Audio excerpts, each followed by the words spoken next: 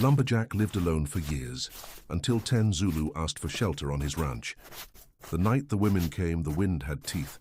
It rushed down off the black spruce hills, dragging needles of snow, rattling the shutters on Mbele's cabin like loose teeth in an old skull. The lantern flame on his table leaned and shivered in its glass.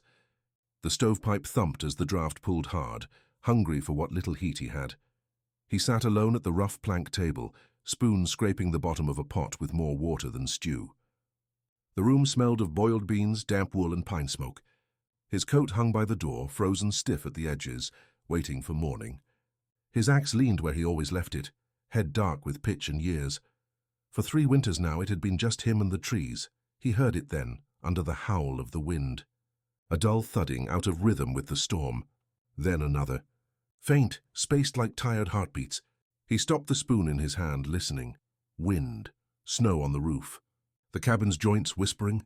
Then a fist on wood. 3 slow, heavy knocks. His shoulders tightened. No one came this far uphill by mistake. The camps lay closer to the river, the town farther down the valley.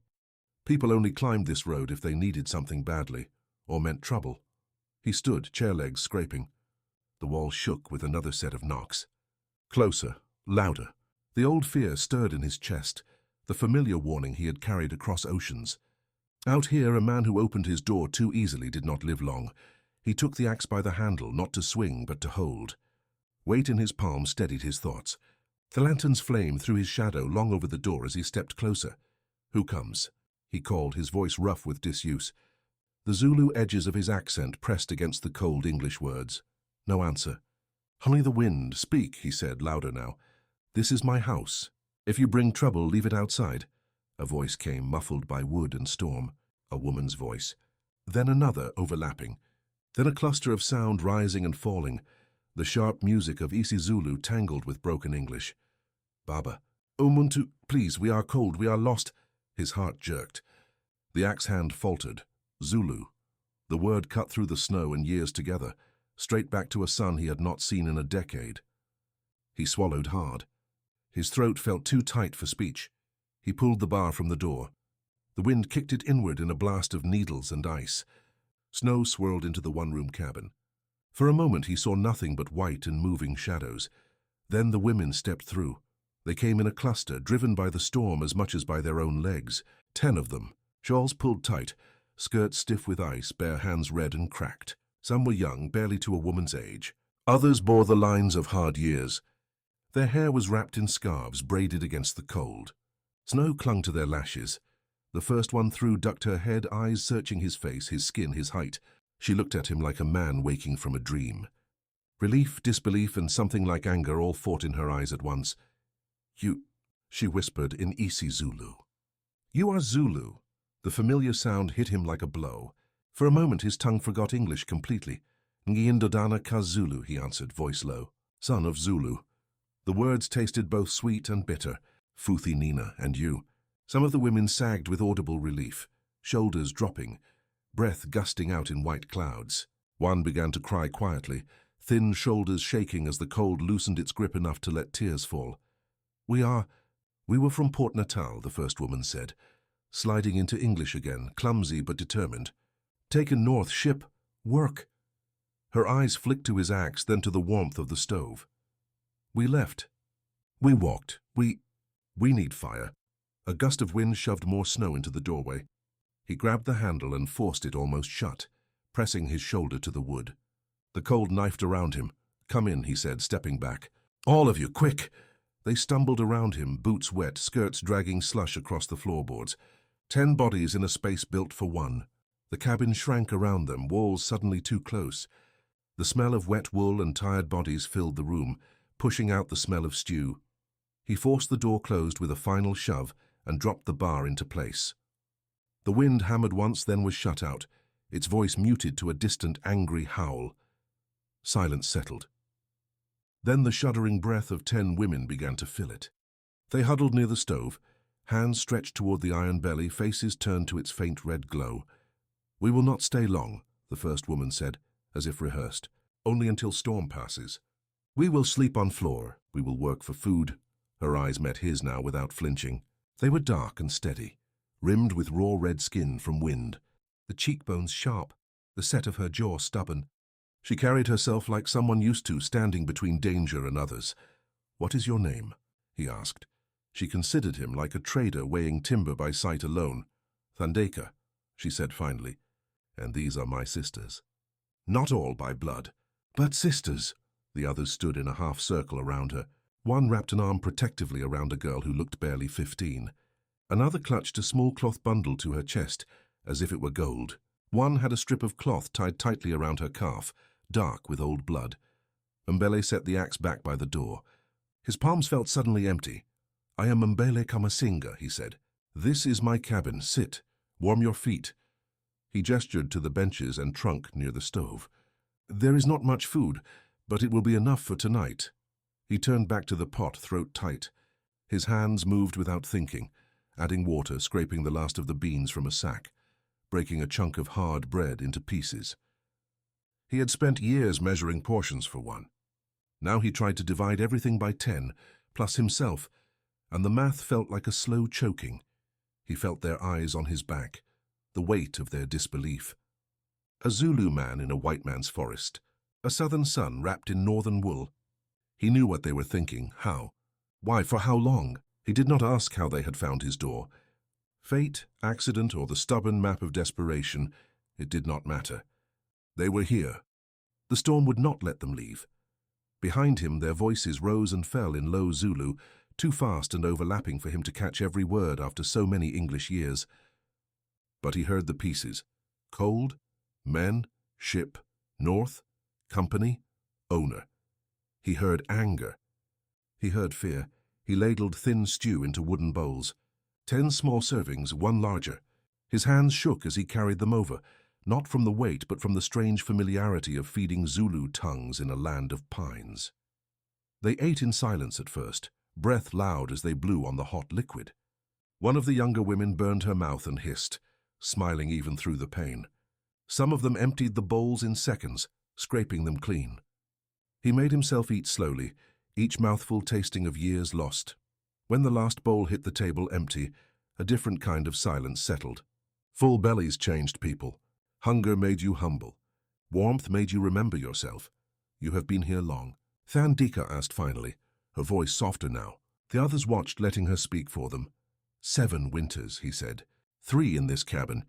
Before, in the camps nearer the river, cutting the white man's trees. And before that?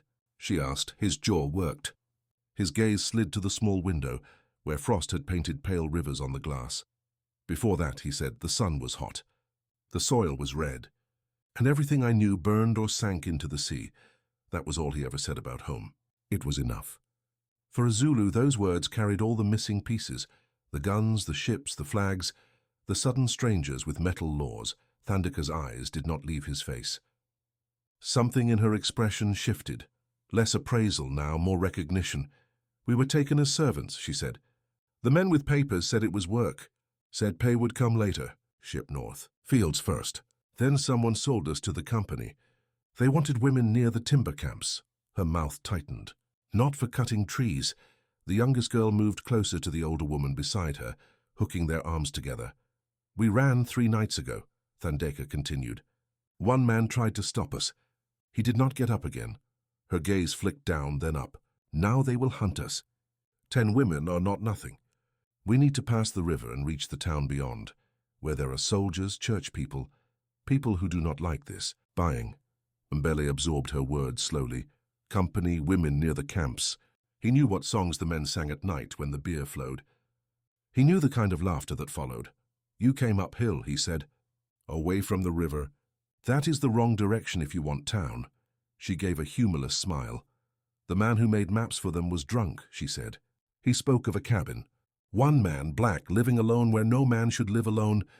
I thought maybe the ancestors were generous. She caught herself, corrected. "I thought maybe God was generous, that he would not carry us across all this water to die in a white forest." She looked around the low room. The stove, the narrow bed against the wall, the shelves with his few belongings worn and neatly arranged. "I did not expect this," she said. "A Zulu man with a roof of his own." "It is not a roof you can stay under," Mbele said quietly. Her head jerked a little. The others stiffened. The men who hunt you, he continued. They work for the company. The company feeds the camps. The camps feed the town with logs. Every man who eats in that town owes something to those trees. They will not like that someone cut their property loose. The word felt rotten in his mouth. We will leave at first light, Thandeka said quickly. We do not ask to stay. Only for this night. You cannot leave at first light, he said. Not in this. He jerked his chin toward the door. The wind howled as if summoned. Snow hissed against the logs. The drifts will swallow your legs. The river will be choked with ice. You will not reach town. They will find you in the open and drag you back by your hair. The youngest girl flinched. Another woman set her jaw and lifted her chin, defiant even in fear. Thandeka's fingers flexed on the edge of the table. Then what do you suggest, Mumbele Kamasinga? She asked. You know these white forests. You know their roads. We know only that we will not go back. He looked at them. 10 pairs of eyes. 10 faces marked by salt air and cold, by long travel and fresh fear. They filled his cabin like something from a fever dream.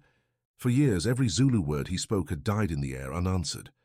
Now the room hummed with the language of his childhood, wrapped around new names and cold realities. He had left the camps to be left alone. To snap his own trees, stack his own logs, answer to no foreman and no priest. Isolation was a wound he had chosen for himself, but the world had found his door anyway, in the shape of 10 women with nowhere else to turn. You will stay 3 days, he said finally. The words surprised even him. Maybe 4 until the storm breaks. I know another trail to the river, one they do not use. I can take you by sled to within half a day of the town. A ripple of hope passed through the group. Whispers. A soft, choked laugh from someone who had forgotten how. And what will you do? Thandeka asked, eyes narrowing, when they come and ask if you saw us. He held her gaze. This was the true question. House, fire, bread, these things were easy to give. Safety had a price. I will say I saw nothing, he answered, and if they search, she pressed. Then they will find 10 women in my house, he said, and 1 man who does not like being told how to use his roof. The corner of her mouth twitched. It was not quite a smile, but it was close enough to one to warm the air between them. You would stand against them for women you do not know, she asked. He thought of the ship that had taken him. The chains, the way no one on the dock had looked long enough to remember his face. I know you enough, he said. You ran. That was story enough where he came from. They slept that night shoulder to shoulder on the floor, wrapped in his spare blankets and their own damp shawls. Mbele gave up his bed to 2 of the older women, one with a cough, one with the injured leg. He sat by the stove, feeding it small pieces of wood, watching the embers pulse like tired hearts.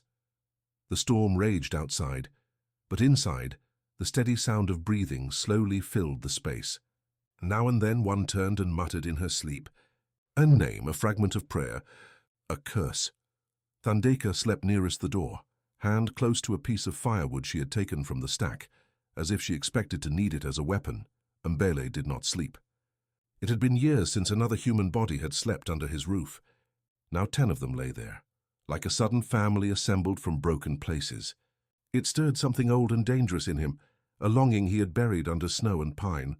Toward dawn, the storm began to tire. The wind lost some of its sharpness. Snow fell softer like ash. He let his eyes close for a short while, head dropping to his chest.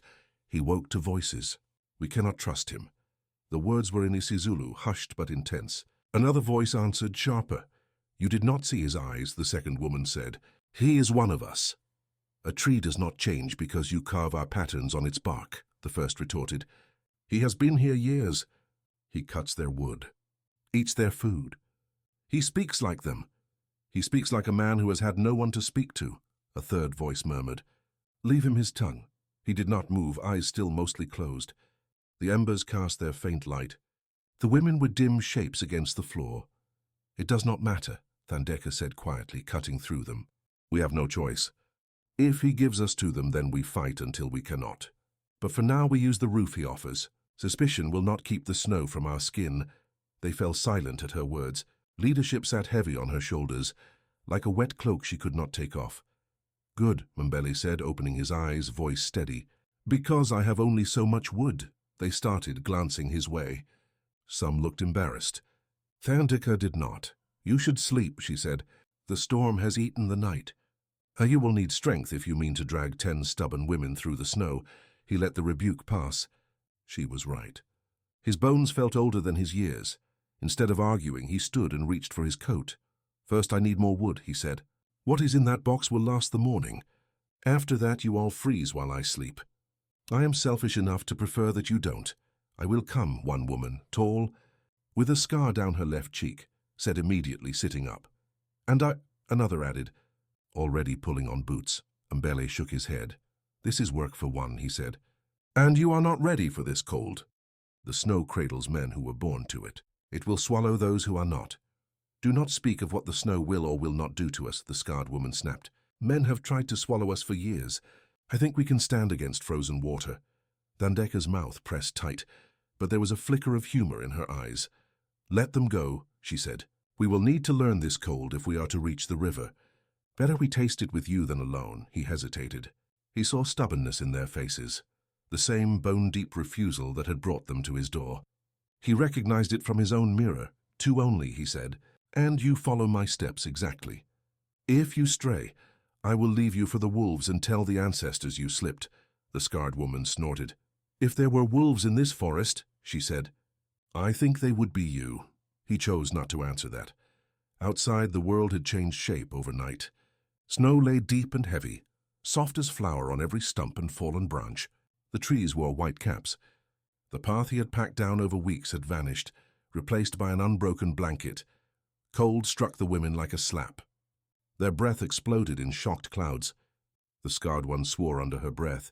The other laughed once, wild and sharp. "Stay close," he said. "Lift your feet high. Do not let the snow take you above the knees. It will not give you back easily."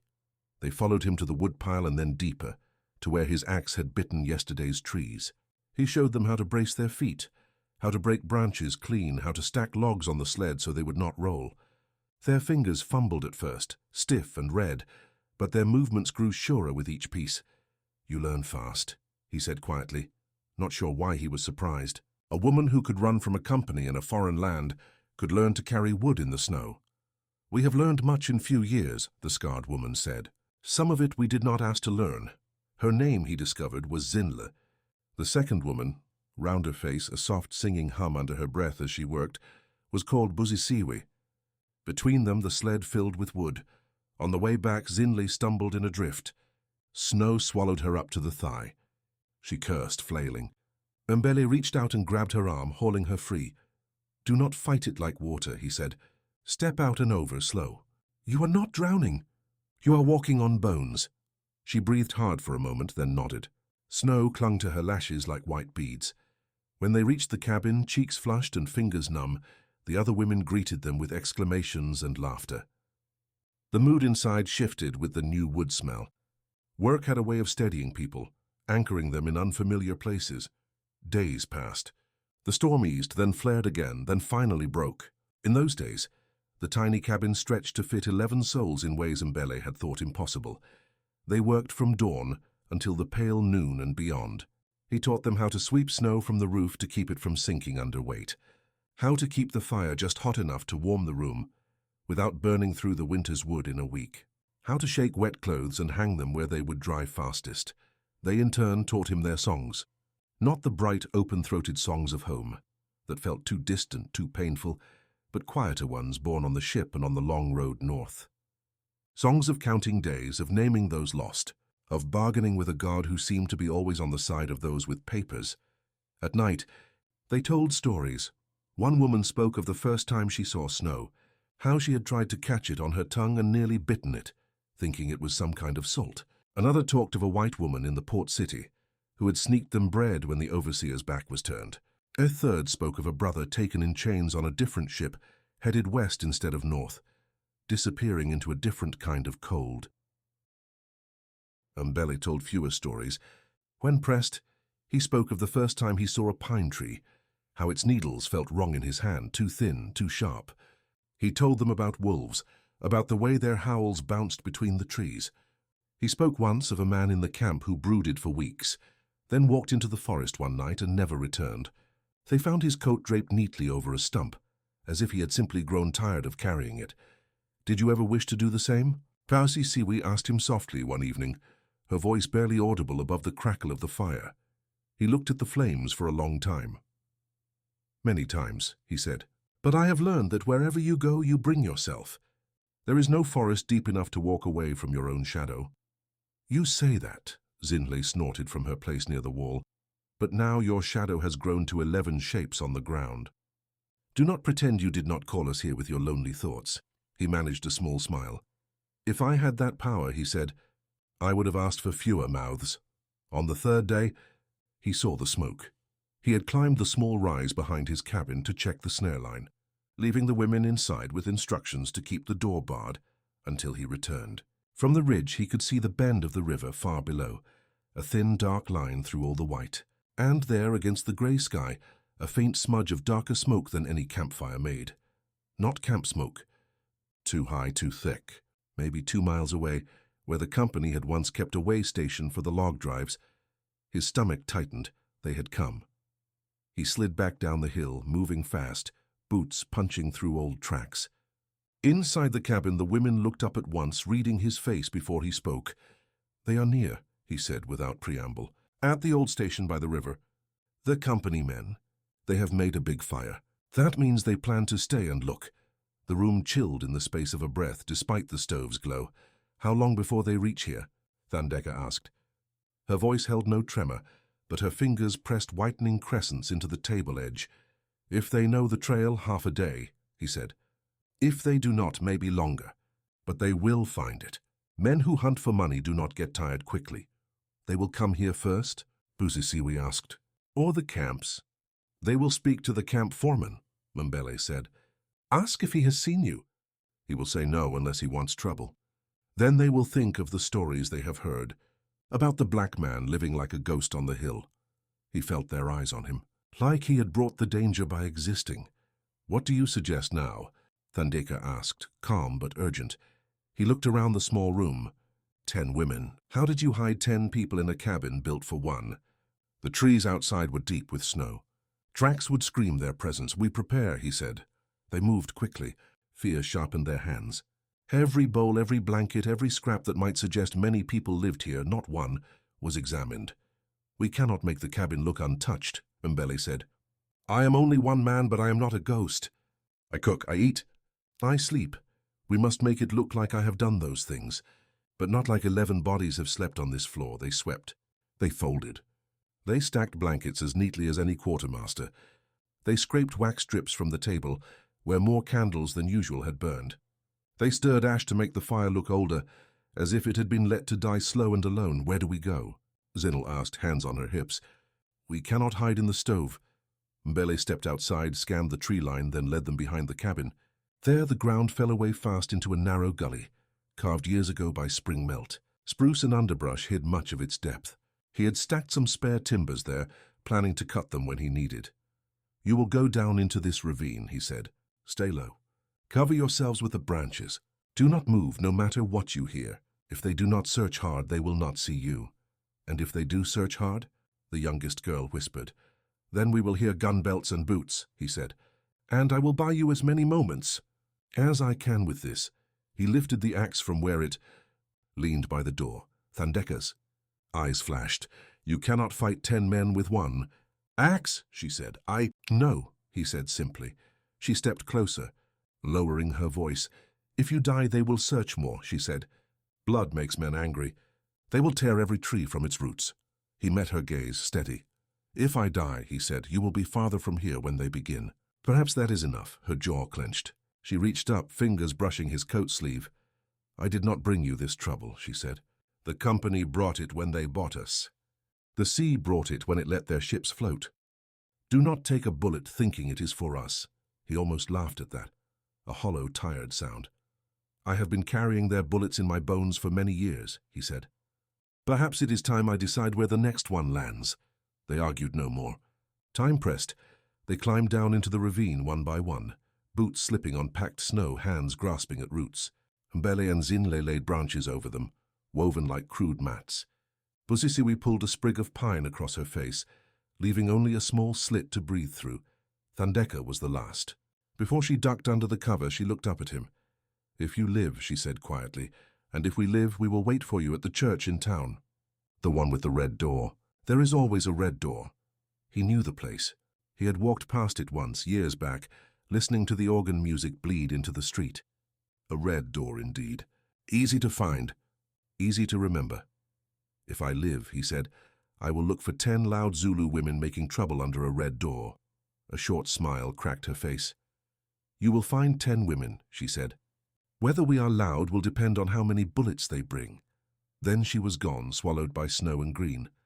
He stood for a moment looking at the lumpen, unnatural shapes of the covered ravine, then turned back to his cabin.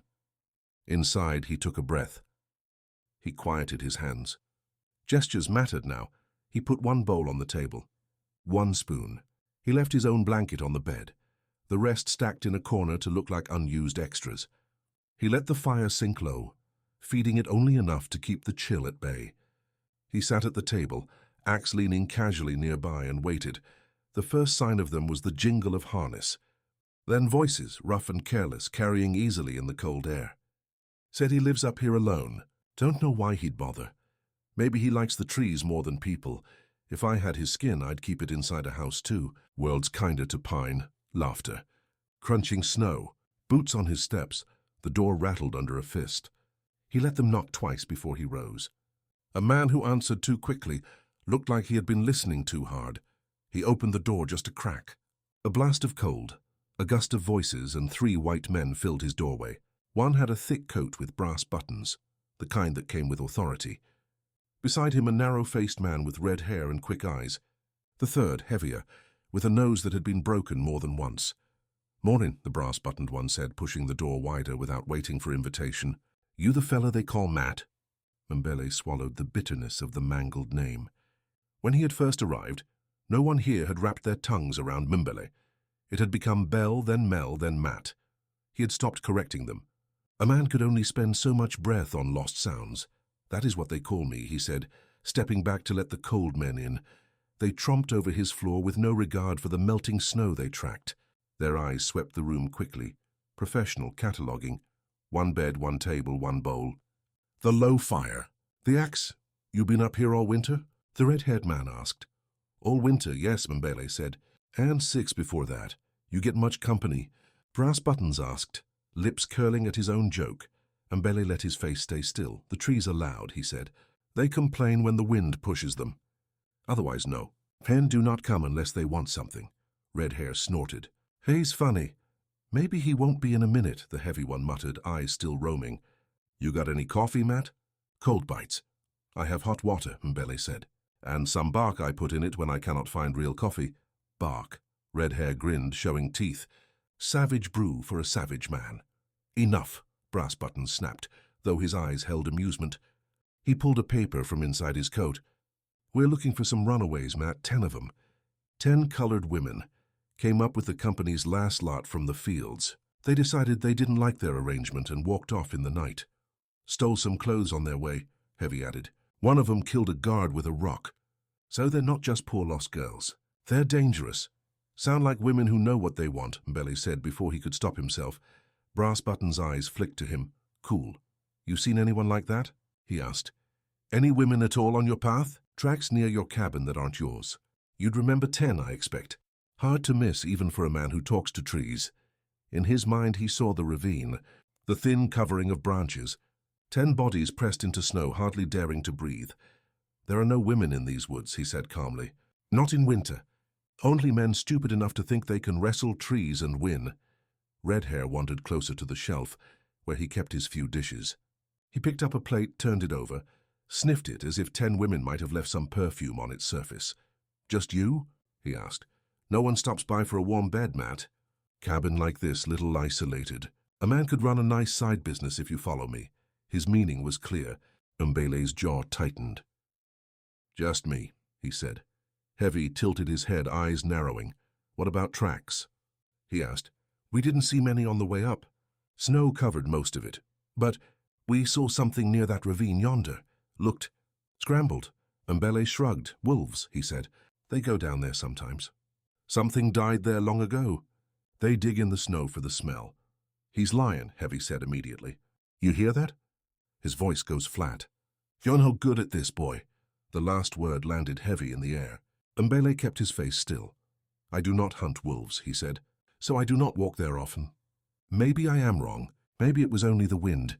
Brass Buttons moved closer, paper still in hand. His eyes swept the floor again. "Where's your other blankets?" he asked suddenly. "I know you got more than that. You bring supplies up once a month from town. Blankets, flour, all the usual. You expect me to believe a man living alone in this cold owns only two?" Mbele's heart beat slower, deliberately. Fear sped it up. He forced it down. "I traded some," he said. "Last month. A trapper came with meat. I had more blanket than I needed." "For what?" Red Hair asked, grinning. "Warmth from another man." Heavy chuckled. Even Brass Buttons smiled thinly. "For silence," Mbele said. He had seen something he should not have near the camp. "I did not want him to tell it, so I gave him something he wanted more than words. It was a lie, but it sounded like the kind of lie they might believe." Brass Buttons studied him for a long moment. "You were a logger," he said. It was not a question. "Yes, why'd you leave the camp?" "Too many men." "Not enough trees," Mbele replied. "They shouted all day. I like the sound of the axe, not the sound of their mouths." Red Hair snorted again. Heavy rolled his eyes. Brass Buttons' gaze remained on him, not unkind but assessing. "You know the company doesn't like losing property," he said finally, lifting the paper. "These girls cost money. They're supposed to make that money back between the river camps and the kitchens in town. You understand how it works."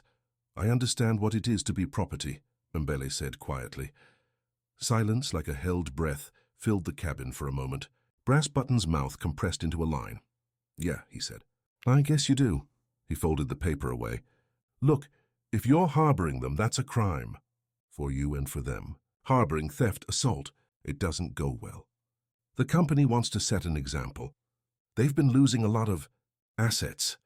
Red Hair's tongue clicked against his teeth. "One of them was seen talking to you or someone like you down by the supply dock months back," he said. "The foreman remembers. Big black fella. Zulu like them, he thinks." "You sure it weren't you?" Mbele remembered. A quick conversation. Fragments of home language traded like smuggled coins. A warning about the cold. A promise that he would keep an eye open up north. "A lot of men in this world are black," he said. "We do not all know each other." Heavy stepped closer suddenly, nostrils flaring. "I smell women," he said. The words hung heavy. Mbele's pulse tripped. "You smell your own sweat," Mbele replied, calm iron in his voice. "Or the beans cooking 3 nights ago. Or the last time I washed my shirt. But there are no women here." Heavy's eyes swept the walls. He moved toward the bed. "Check under," he said. Brass Buttons put out a hand. "That's enough," he said. "We're not flipping a man's house for ghosts." Heavy turned to him, incredulous. "He's got 'em." "I can feel it." "You can feel the lice in your own hair," Brass Buttons said. "If the girls came up here, they didn't stay. See any spare shoes? Extra skirts. Stockings? No. You see a man who's been alone too long getting tetchy at visitors." He tipped his head at Mbele. "Sorry to bother you, Matt," he said. "If you see them, if by some miracle 10 women come walking through the damn pines, you send word down, you hear? Could be worth something to you. Money, supplies, or simply fewer questions next time he brought his sled to town. If I see them," Mbele said, "I will tell them the company is looking for them." Red Hair laughed aloud. Even Heavy cracked a grin, grudgingly impressed. They left a few minutes later, the cabin's air warming noticeably when they stepped out. Mbele watched from the doorway as they mounted their horses and turned downhill, snow crunching under hooves. Brass Buttons glanced back once, then shrugged and rode on. He waited until they were small shapes between the trees, then smaller, then gone around a bend. Only then did he close the door and let his breath out. His hands shook for a moment. He pressed them flat on the table until they stilled. Behind the cabin, the ravine remained silent. He walked slowly to its edge, every sense stretched tight, listening for boots returning, for shouted commands.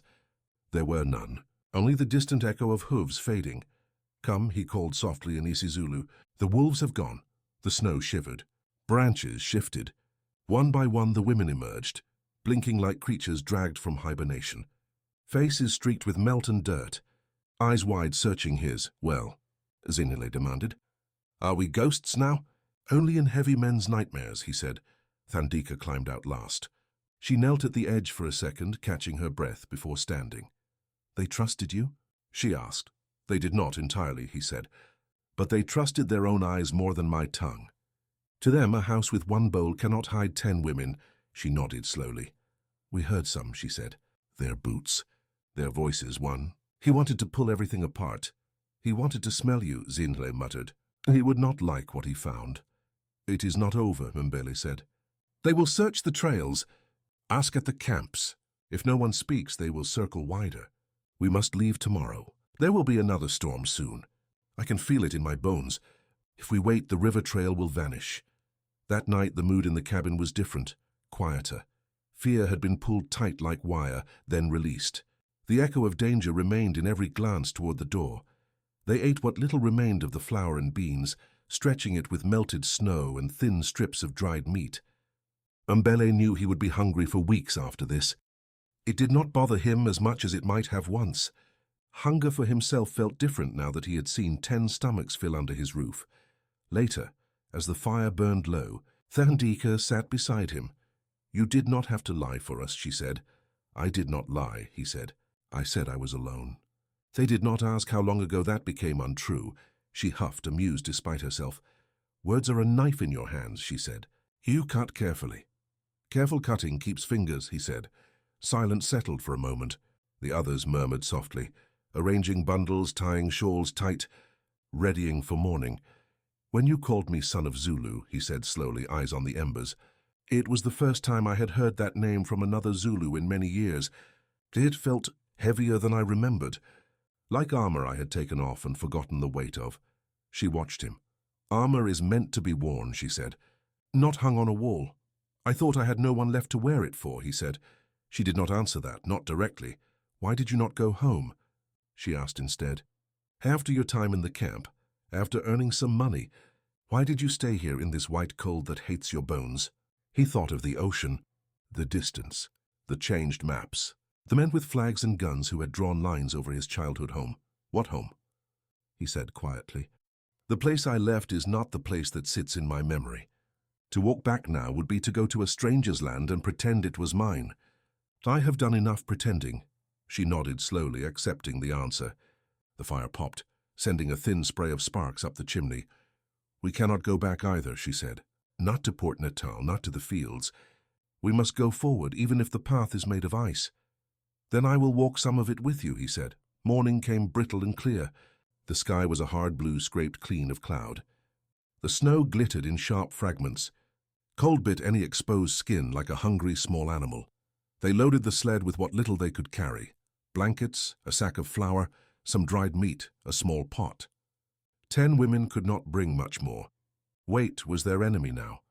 You will need your things, Busisiwe protested, when he placed his own spare clothes and tools on the sled. I will have my axe and my coat, he said.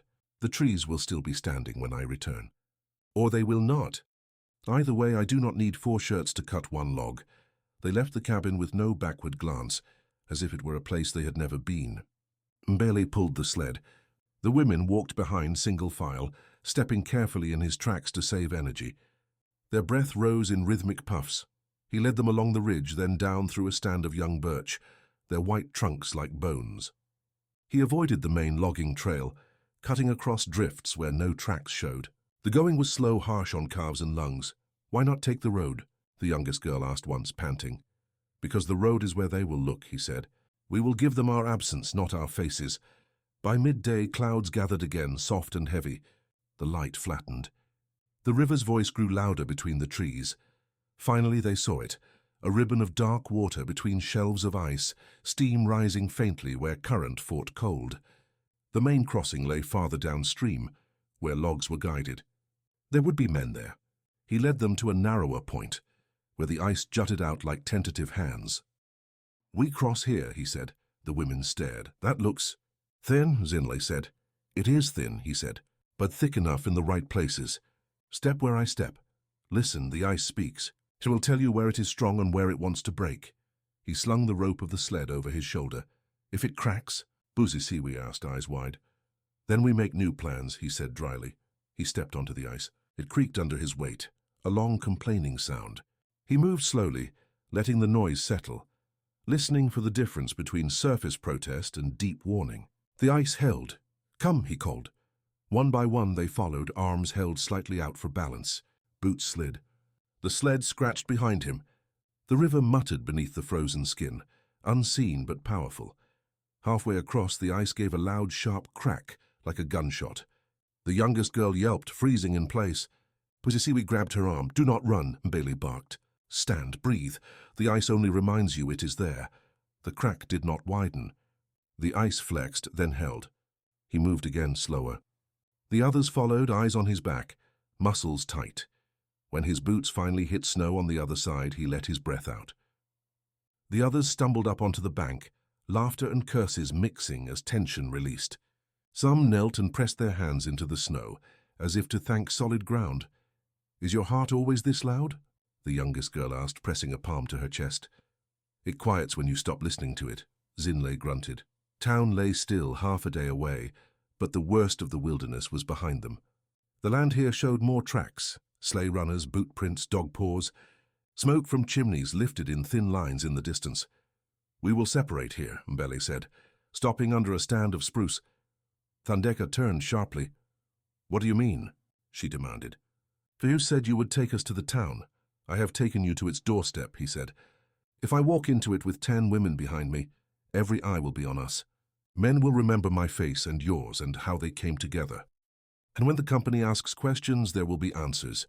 You think they will not talk if we arrive alone?" she asked. "They will talk," he said, "but it will be a different story. 10 women, runaway property, appearing out of the snow. That is a trouble the town will have with the company and with its own conscience. If I stand beside you, it becomes me and the company, and I'm easier to crush than a church full of white faces." She narrowed her eyes. "You think like them," she said. "Like a man counting costs." "I think like someone who has lived under their boot and survived," he replied. "You must walk the last road without me. Straight to the church. The red door. You must not let anyone stop you on the way. If a man with papers speaks, you tell him you will speak only to the priest." "And you?" Pusisiwi asked, voice tight. "I will go around," he said, "back through the trees. There is a place near the mill where I can listen. I will watch where they take you. If they pull you toward the company, I will know that those doors are closed. If they shield you, I will know you are safer there than with me. And if we are not safe?" Zinel asked bluntly. He looked at her. "Then I will decide what kind of trouble one man and an axe can make," he said. Silence. The wind stirred the spruce branches overhead, sending down a faint whisper of snow.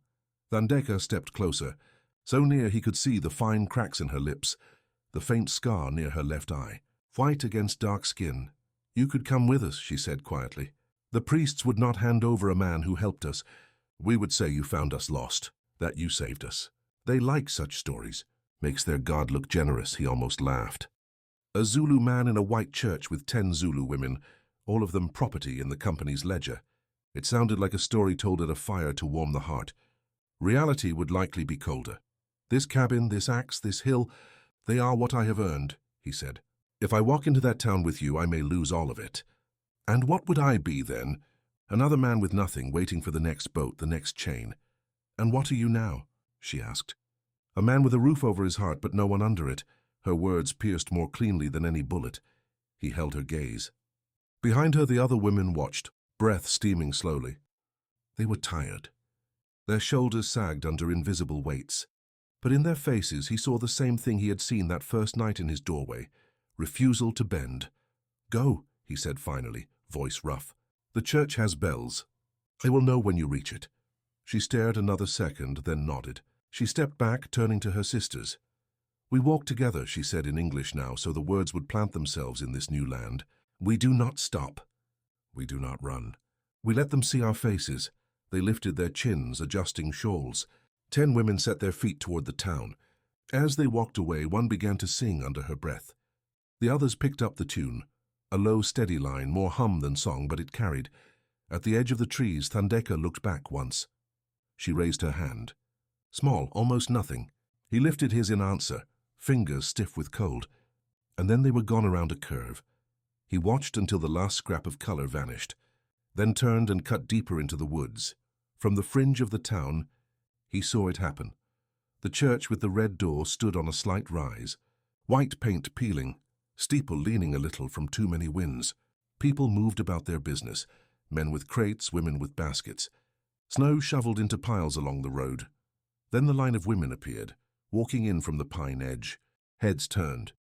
Voices rose. A child pointed. They did not falter. They walked up the hill, boots crunching, skirts brushing snow. When two men stepped forward, hands out, mouths already forming arguments, Thandeka pointed past them to the church door. The priest appeared, a short, round man with a pink nose and a hat too big for his head. He squinted, then came down the steps slowly. The men talked, hands chopping the air. The priest looked from their faces to the women, to the town, to the sky. Mbele could not hear the words from where he crouched behind a stack of logs near the mill. But he saw the moment the priest's shoulders squared, some small decision settling in his round body. He ushered the women inside. The red door closed behind them. Minutes later, the company men arrived from downstream, breath-puffing, horses lathered. They rode up to the church, shouting. The priest met them on the steps. Papers were waved, fingers jabbed. At one point, a heavy hand slapped the church railing so hard snow fell from the eaves, but the door stayed shut. More townsfolk gathered, watching. Some nodded. Others frowned. One woman crossed herself repeatedly. Children stood wide-eyed, absorbing more than anyone thought they understood. In the end, the company men rode away, faces stormy, coats snapping in the cold wind like angry flags. The priest stood on the steps a moment longer, then went back inside, closing the door firmly behind him. Mbele stayed until the bells rang, deep, slow, rolling across the town. They rang longer than usual, he thought. Maybe it was his imagination. Maybe it was only the wind carrying the sound over snow. But it felt like a marking of something, a line drawn, a choice made. He turned back toward the forest. The walk home was harder. No sled to pull, but emptiness weighed more than wood. The path felt longer without the chatter behind him, without the soft curses when someone slipped, or the sudden bursts of song. Trees stood where they had always stood, indifferent. When he reached the clearing, the cabin looked smaller. Inside, it smelled only of cold wood and ash. No stew, no wool, no bodies. The silence had a different shape now, not heavy but echoing. He set his axe in its usual place, hung his coat, lit the stove. He moved through the familiar motions with unfamiliar care, as if he were walking through a house that belonged to someone else. That night, he sat at the table with one bowl, one spoon as before. But where once that had felt sufficient, now it seemed like a stage set missing its actors. He lifted the bowl, then set it down again. The next morning he woke before dawn, the habit of the last days still in him. He lay in the dim grey light, listening. No whisper of women's voices, no rustle of shared blankets, only the creak of logs, the distant call of a crow. He rose, dressed, and stepped outside. The sky was heavy with low cloud. Snow would come again soon. He walked to the ravine.